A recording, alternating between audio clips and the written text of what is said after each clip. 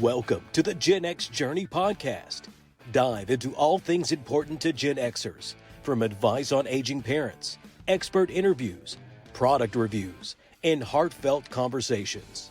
So put down the joystick, grab your Walkman, dust off your old yearbooks, and welcome to the Gen X Journey.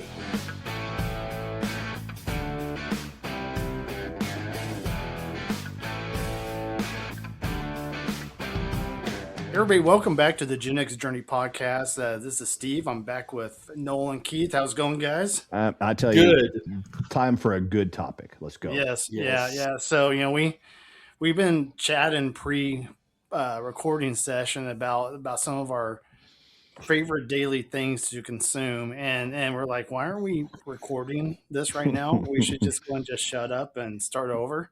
Absolutely. So I don't know how important this item was to y'all when y'all were younger, especially in the college days. I don't think that I ever had this drink. I'm not talking about beer because I definitely had that when I was in college. But anyway, this episode, just to cut to the chase, is about coffee. Yes. And our love of coffee. I don't recall ever. I don't think I even had a coffee maker when I was in college. I didn't either. I think I was purely like a Coca-Cola in the morning, orange juice, whatever. But coffee, I don't recall having to make up a coffee or went to class or stuff like that. But we all have varying levels of coffee. I guess connoisseuring, snobbery. Snobbery. There you go. That's a great word. Just say it. It's okay.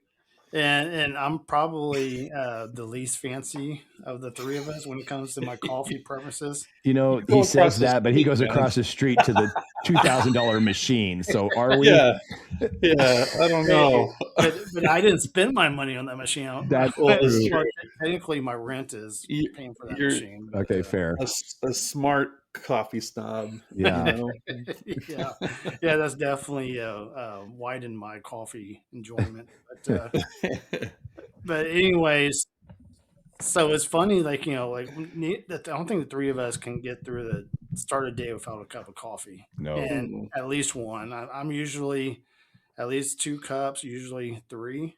And then I'll, as the guys mentioned, I'll walk across the street to the community center where I live, and they got this wonderful coffee machine. I'll go over there and get a post-lunch espresso, and it is fantastic. I never knew I needed that in my life. I could never move from this place ever again.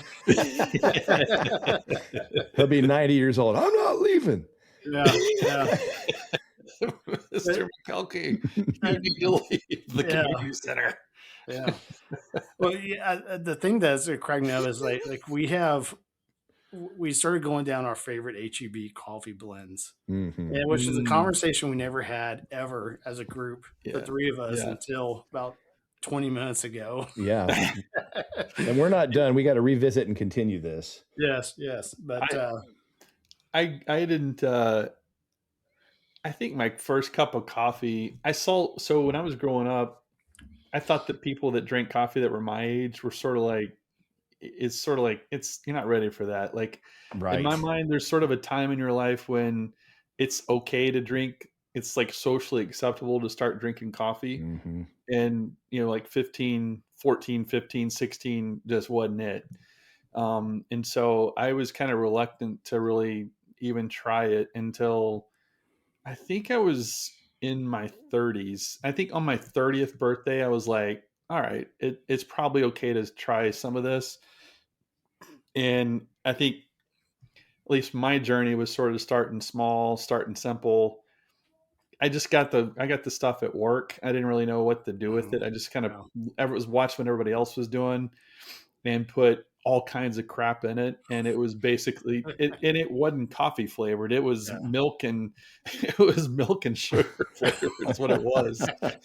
And I think as my coffee journey progressed, I started wanting to actually tasting the coffee. And then once I actually tasted it, I was like, ooh, okay, this is good. And then the caffeine hit really started like setting in, and now I had two reasons why I like it: the taste and the feeling, the jolt, the jolt it gives you. Yes. So it's that's sort of been my evolution from a non-coffee drinker, teenager, early 20s to what I am today, which is, I can't function without it. If it's not coffee in the morning for me, it's we do that Advocare Spark. It's just, it has caffeine in it. Yeah, it's the same idea, but certainly coffee's jolt lasts much longer than the Spark does for sure. So I remember the day, like, so my dad was a coffee drinker, right? And it was the same thing. Noel, that's funny that you bring that up about that age that you suddenly are now permitted, so to speak, to drink coffee.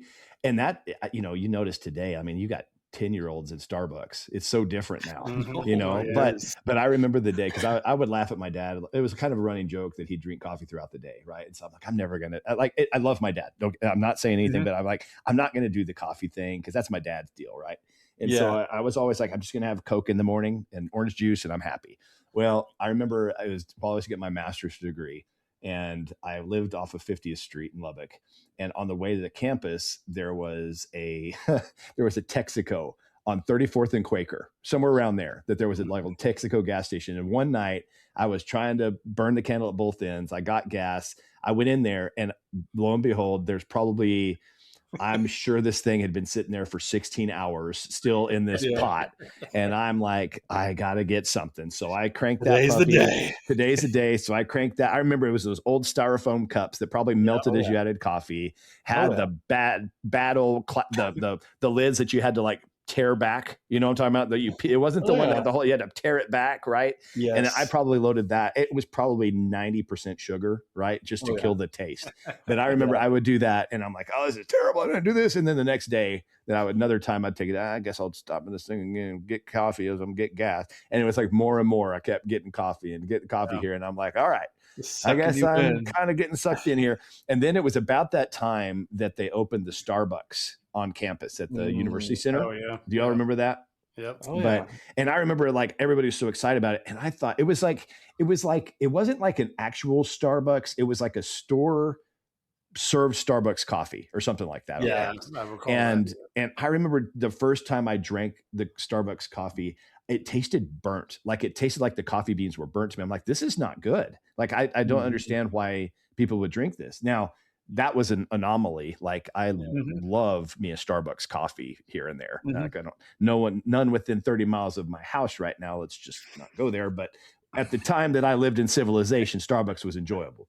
But but I remember that was the progression. I'll never forget that. It's funny because the last time I was in Lubbock, I drove by that place, and that Texaco isn't there anymore. And I'm like, that was a landmark that's now gone. That was like my journey. It's so funny. That was like literally 2 weeks ago. I drove by there, and I'm like, oh, it's not there anymore.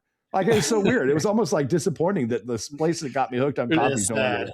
It's funny, isn't it? Part of your youth is destroyed, gone away. Yeah. It was my rite of passage into adulthood. My coffee craving came. It definitely is it is somewhat of a rite of passage. Yeah. What about you, Steve? How did you get into the habit? Yeah, well, first of all, my earliest memories of coffee was my grandmother making coffee, the Sanka. Remember that? Oh, Sanka. And I remember I sipped her coffee once. I was like, I'm never drinking that crap ever. Yeah. Sanka had a unique taste. I remember. For sure. It became a necessity thing, I think, because I worked a lot of time in retail, and so sometimes it was like super early mornings or super late nights, and so that coffee either got me going or that coffee's helping me stay awake. And so it was pretty much like, I think in my mid to late 30s when I really started to drink coffee consistently, and I was just like creamer and sugar. I mean, just. It did not resemble coffee. To drink coffee for the purpose of the flavor of it was something I only really appreciated maybe to like 5 years ago. And, but like, nowadays I'll try to drink coffee with like maybe like a little bit of half and half, maybe if I add something or a little bit of heavy whip cream. Yeah. But mostly it's just, I do like the coffee just straight, nothing in it, because that's when you get to enjoy just what the flavor is, what they did to create that blend. And so, then you add the sugar. Yeah. Oh, do y'all add anything to yours? I've got one, like I'll put maybe one or two of the yellow sweeteners into mine, and that's it. I don't put cream or anything. I use one packet of stevia leaf. Yeah. And that, to me, that's all I need. It just gives you that slightest bit of sweetness to take the punch away, and it's perfect. Yeah. I used to pour tons of, like back in the day, I'd poured tons of sugar. I never was a huge creamer guy, but I like the sugar. But now that one stevia leaf packet is all it takes, and it's just right. So I went on a binge for a while there where I was putting in like all kinds of Coffee Mate, like when they had like peppermint flavored and some of those. For some reason, like peppermint and coffee flavor goes well in my palate. I don't know why, but give me a peppermint mocha at Christmas. I'll draw that card. I feel like not less than manly ordering that, but it sure tastes good. Do. I actually lower my voice when Oprah. Can we get a grande caramel latte for my wife, and I'll take a peppermint mocha. Grande. Yeah. Who's that for? Peggy. Yeah. Oh man. I don't Peggy? Anybody order for Peggy? Yeah, I don't know about y'all. I don't follow the grande venti thing at Starbucks. I'm famously like, give me a large coffee or give me a medium coffee. Like, I just don't. You protest it. I'm in Texas, god dang it. I'm not in wherever that crap was made up, like whatever. So, anyway, that's funny. That's a side rant. But no, I went down the Coffee Mate like creamer route for a little bit, and just really not just disrespecting myself. Like, I can't look at myself drinking this. It's not coffee. It's basically it's peppermint milk with a little bit of coffee flavor tossed in. It's not. It's not even dairy. I mean, which is, what is it? It's not dairy. I don't know yet, but it's in our fridge. I mean, we'll have some of it every now and then, but gosh, I'm always I can't do it. Can't do it. That's funny.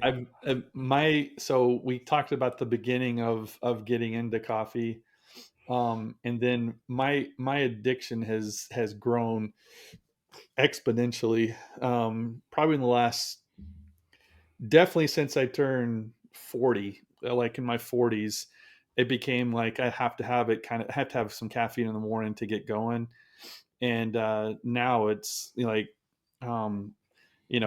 Got all the coffee things, And I love it. It's a good part of my day. Get up and get going and stuff, and look forward to it and stuff like that. But anyway, well, the whole start to this conversation was Noel. He definitely upgraded his snobbery this week. Proud of him. Didn't mean to.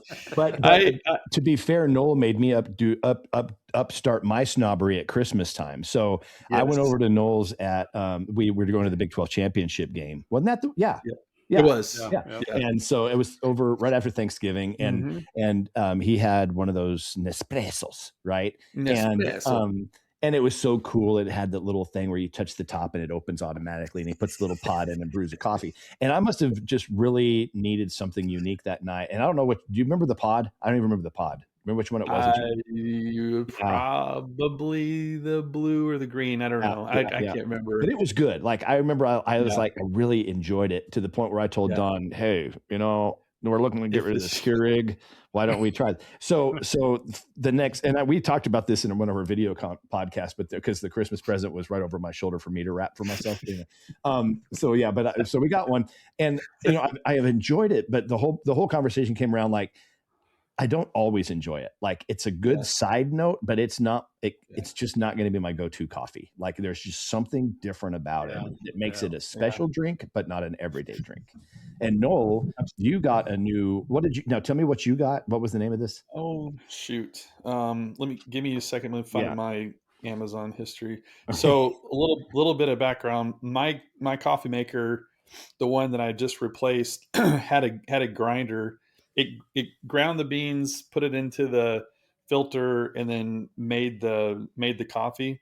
So it was an all-in-one kind of thing, which was cool. Made good coffee, but after 2 years, the grinder broke on it, and then it just became just a regular coffee maker. And I decided to get something different. So I did some research, and it's kind of embarrassing how long I did spend researching this on Saturday morning.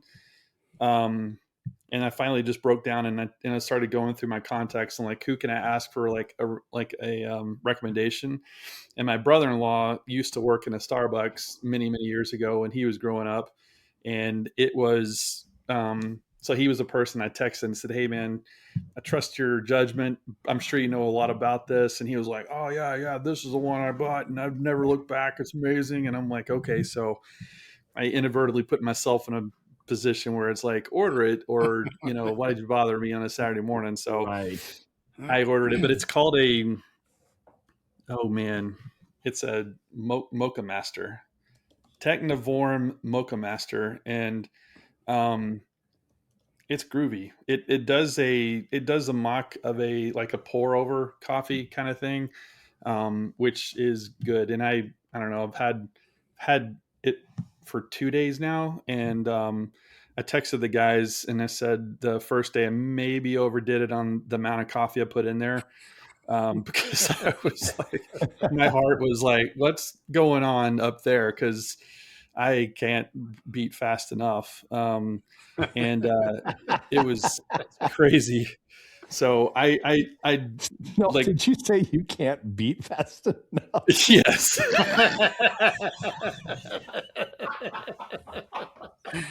Oh, Keith, going straight to the gutter. I'm assuming you meant your heart, correct? Oh. I did mean my heart. Okay. Thank you for clarifying that. That is hilarious. Yeah. I completely lost your train of thought. I am so sorry. Yeah. But the thing looks cool, though. I mean, it looks like it's a legitimate machine. It's good. It makes really good coffee. Yeah, it makes really good coffee. I would recommend it, although I'm still, like I said, I'm only on day 2 on it, but it's nice. It makes it quick. The coffee's great. I don't have any complaints. So I'm going to try some different beans in it and see what it does with that and stuff. But the stuff I've got in it is actually the stuff I'm using is beans that I bought like 4 months ago, and it's but it still tastes amazing. So that's I don't know. Yeah, it's pretty good. I wonder what like real fresh stuff actually tastes like. So I'll figure that out. Yeah, Mocha Master is a perfect name for it. I mean, yeah, it's a perfect coffee. Yeah, it is. It's good. So I don't know why it's popular than I knew, because I was just starting to type techno and it populated it for me. Mocha Master. I'm like, oh, okay, so this must be a thing that a lot of people, so you got a legitimate deal.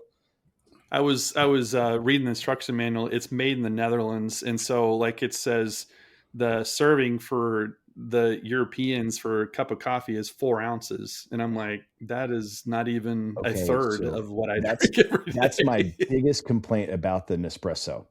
Is 90% of their stuff is 5 ounces or less. I'm like, how? Why? 100%. I put my old coffee mug under there. It's like this full. Yeah. I'm like, what? Yeah. What?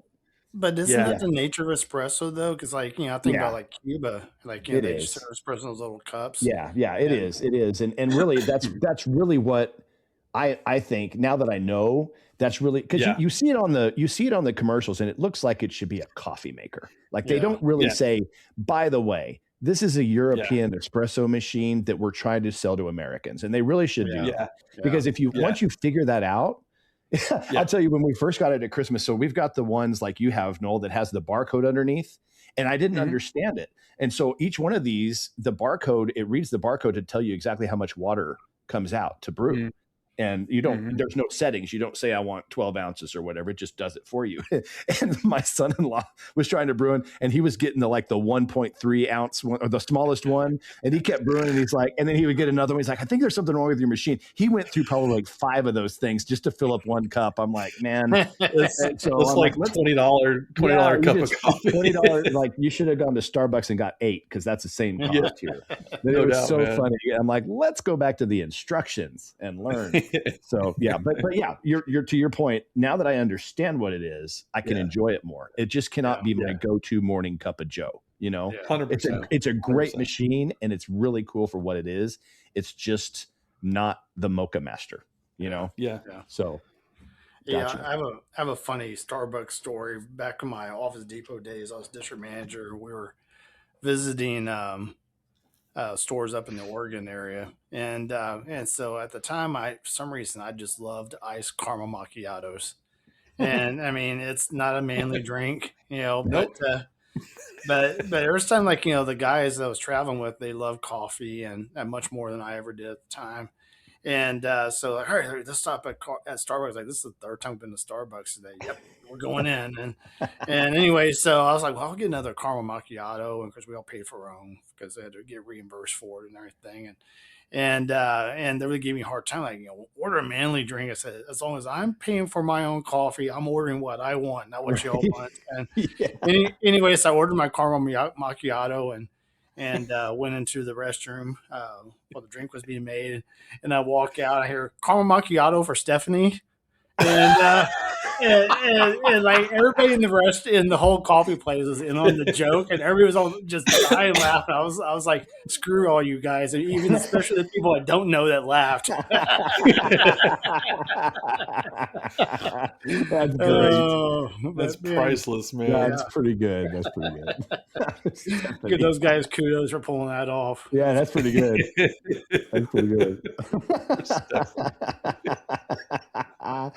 That's awesome.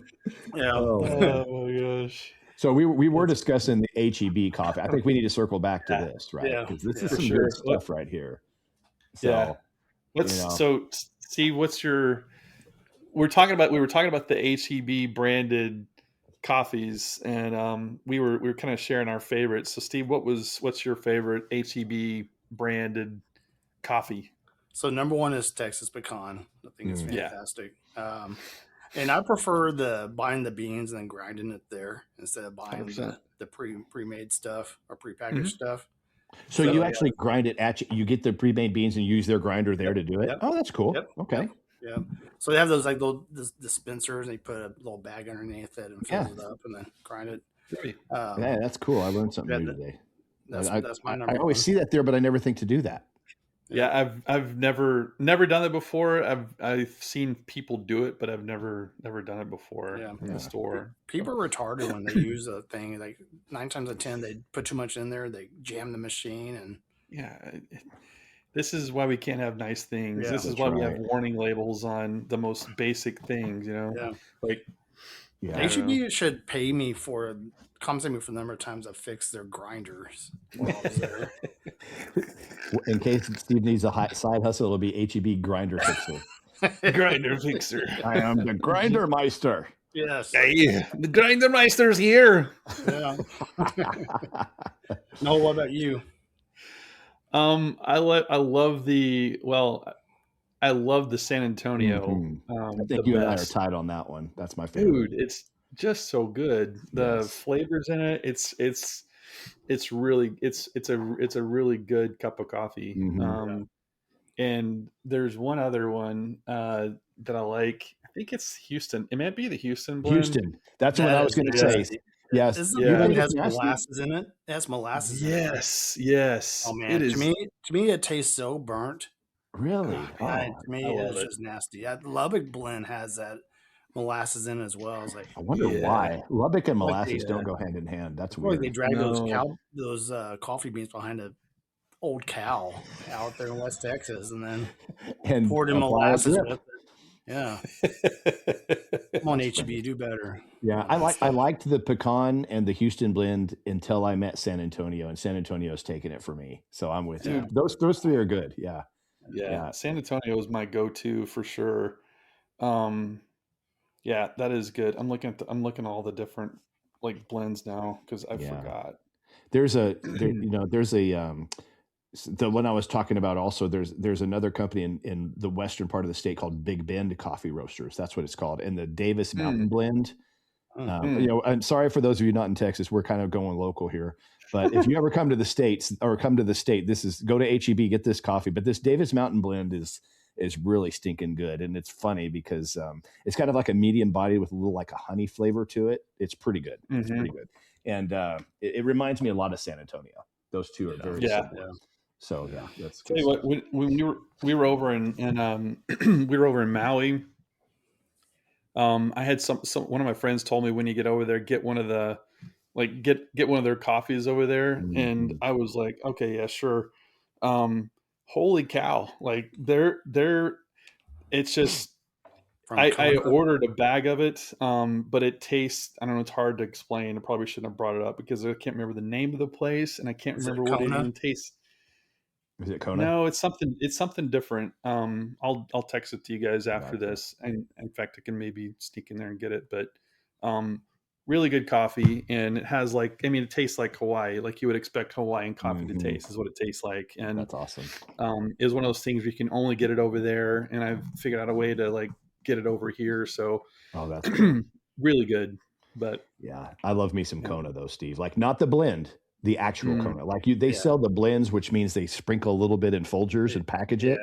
But no, I mean the true all Kona coffee that you get, either you pay $800 to import it or you just get it there. Man, I just remember like we stayed at where was it? Like a Fairmont resort in Maui. It was in Maui too. And they had that for breakfast. And it was like, I could not wait to get up and get me coffee and a pineapple. I stayed in that same place, the Fairmont in Maui. Yeah, the Kealani, that one. Yes, they had like the big breakfast buffet and stuff. Yeah, that's the one.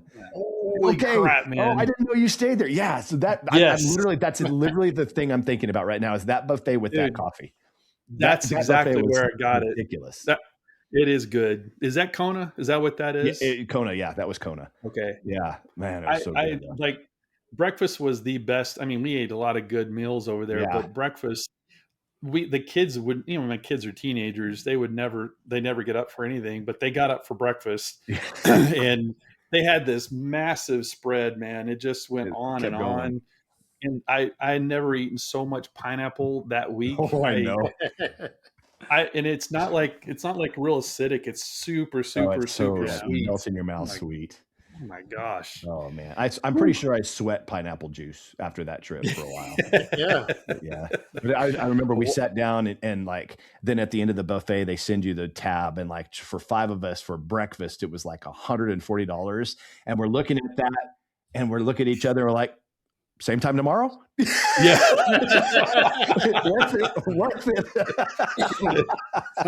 Yeah, it's not cheap, but nothing over there is cheap. No, but yeah, we didn't miss a day, and we still talk about how bad we want to go back over there just for breakfast at that place. Man, that place was so good. I didn't know you stayed there. Yeah, I love that place. That place is great. Yeah. Man, it's awesome. You're making fine. Me go eat family Hawaii breakfast. Trip. Let's go. I'm in. Yes, man. We need to do a podcast live from Maui. Yeah. I'm down. There's so many things that I didn't experience that I wished I could go back and do. Do what? Yeah. For breakfast. Do it live from breakfast. From breakfast. I'm down. I'm down. We'll have the person that serves the coffee just be the guest. Just 100%. Stay here, bring your carafe or whatever you call it. Bring it over here and and let's talk Hawaii. Let's just talk Hawaii. Bring your pineapple. Yeah. Bring your Kona coffee. Do you like the pineapple as a circle in the sickle form? What's your favorite shape? That kind of. Yeah. No, we need to get rich enough to fly over to Maui for breakfast and back. Yeah. That would be that is like, there's a few things that if I have like a terminal disease that I know life insurance is going to pay out, that there's going to appear.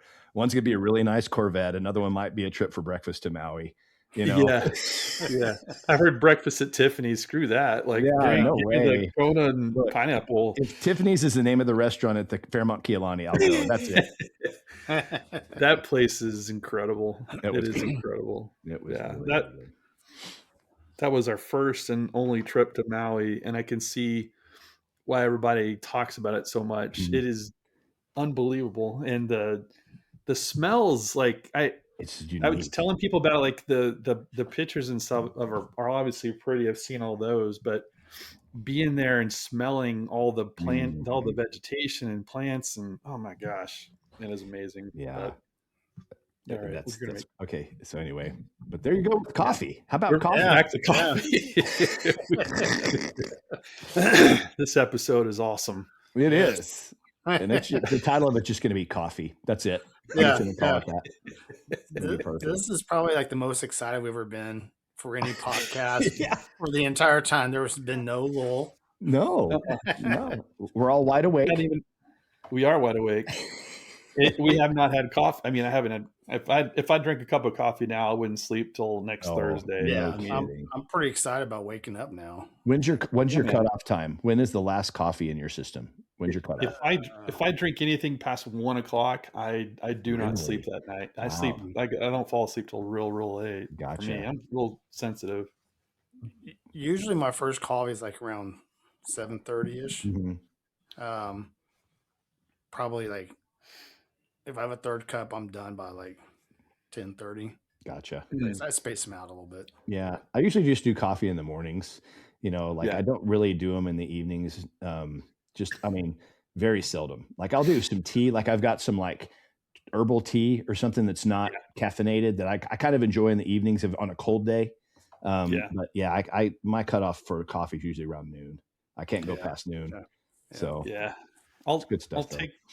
I like if we're out to dinner and stuff, and I'll bring like decaf after the meal and stuff, depending on what the meal is and dessert and all that kind of stuff. Yeah, that's pretty good. Yeah, that's all right. That's a treat. It's all right.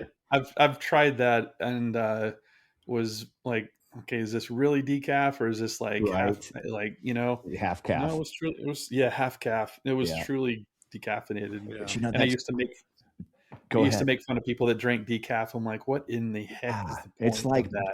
It's like drinking non-alcoholic beer to some people. But now I'm like, all right, it's good. Yeah, to drink it all day long, they're a bunch of psychopaths, is what they are. Yeah, it's like impressive if they can do that. Yeah. Man. Yeah, but you're right, Noel. Like, there's something about having. It's always in that like little porcelain cup with the dish, right? The coaster. Yeah. Like, that's when it's like a dessert treat on the cruise ships will do that too and stuff like that. It's like, okay. Yeah. This is a special moment. It's not an everyday thing. So I got you. Yeah.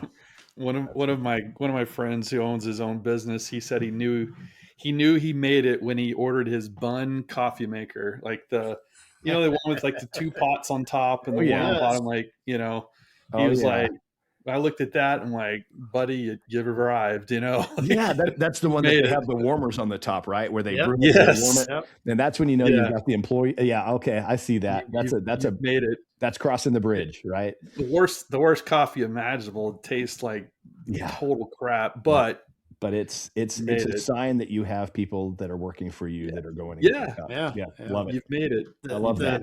That's a great story. The carafe with the orange handle was always the decaf. The decaf, yeah. And like there was somebody always made a pot of decaf. No one ever drank it. It was always full. It would slowly like evaporate. Pretty sure at the end of the day you could stick a spoon in it. Probably a dipstick. And it was the one that always had the coffee stain around it because it was always stuck full of coffee. Yeah. So like even when it was clean, it was still brown, Yes. Yep. So bad, man. It is. Just imagine what the inside of those people look like that drink that crap. Man, no doubt. They're sleepy, really weirdly lined people. 100%. Yeah. Yep. That's right. And with that, it's been a great episode. Yeah, it was. This is good. So for our listeners, we want to hear your coffee snobbery. Give us some comments on Facebook, on the podcast, on the channel. What are your go-to drinks? What should we try if you like coffee? Do not bring up decaf. We don't care. I'm just kidding. If you like that, that's fine. But give us some good coffee ideas. If you have a certain state, if there's a state that you just swear this is the coffee, I will personally order some and try it on the podcast. So let us 100%. Know. Let us know if you find something, and we'll try something just to see the uniqueness of. I love that's like other things, like other foods. It's like every state has their thing, and there's some different coffees in different states too that are pretty cool. So like, I'll tell you what, the Dunkin' Donuts coffee up in Massachusetts is legit. I don't know if you all have ever had it. I like it. But it's like getting Guinness in Dublin. It only tastes good. The best, it's good, but the best is in at the OG. The Boston Dunkin' Donuts for some reason. But it's pretty good. Road trip. Yeah, absolutely. So anyway, but good episode, fellas. Yeah. Easy from the cuff. I love it. And stay tuned. We've got more fun content from you. We kind of got a slow start to the year, had a little life coming in our way, but we'll be back with you. Okay, a lot of life, and it's still going. But it's fun. Call it timeout on life. No kidding, man. I'm telling you. We all three had a lot going on to get this year started. Like, I think it's still going on, but it's February 18th already. I don't know if you can see this, but this is my Oura ring. Can you read that? Look at my stress today versus typical 6 hours. Oh my gosh, dude. Jeez, man. So yes, life. I totally agree. Stressed me out just seeing that. Yeah, and that's the Oura ring that I advertised at the Christmas special the year before last is still putting out some great content for me. Telling me that I need to chill. So thanks for that. Anyway, all right, everybody. We'll catch y'all on the next one. All right, take care. Thanks, everybody. Bye. The views, thoughts, and opinions expressed in the Gen X Journey podcast belong solely to the hosts and guests and do not necessarily represent the views or opinions of any entity they are associated with. The information provided is for entertainment and informational purposes only and should not be considered professional advice. Listeners are encouraged to seek the advice of qualified professionals for any specific issues they may face. The creators and contributors of this podcast make no representations as to the accuracy, completeness, or validity of any information, and will not be liable for any errors, omissions, or any losses, injuries, or damages arising from its use.